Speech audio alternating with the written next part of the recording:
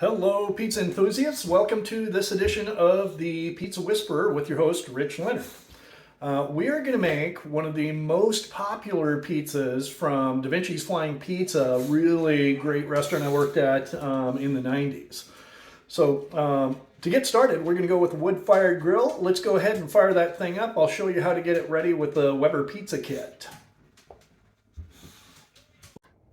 Okay, so we are going to use the Weber Kettle Pizza Kit to cook up this first pizza. This thing works great, right? So to prepare this thing,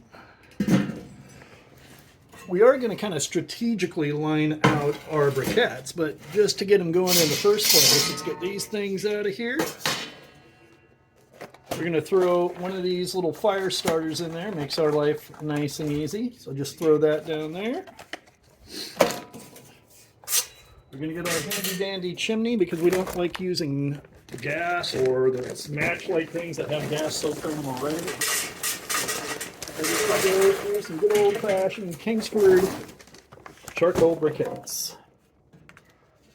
All right? And the nice thing about these chimneys, it's really just this easy.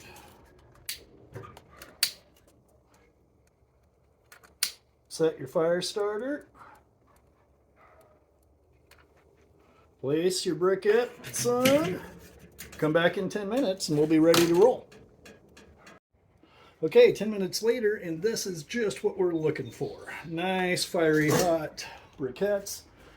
No gross gas required. Okay, again, on my tools video, if you saw that, you don't want to go heavy right under the stone, or you're going to burn the heck out of this thing. So if you have a vortex, it makes it a little easier to sprinkle around.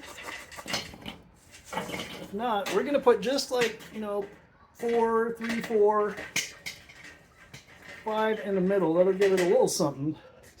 But again, you don't want to get too crazy. So that's it. Then you throw your stone on top. Lid on top.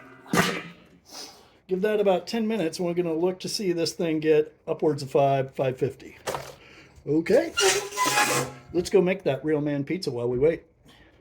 Okay, so she's in there. We'll keep an eye on this. With this heat, you're going to see it probably 5 or 6 minutes will be done. Maybe 7 or 8 at the latest.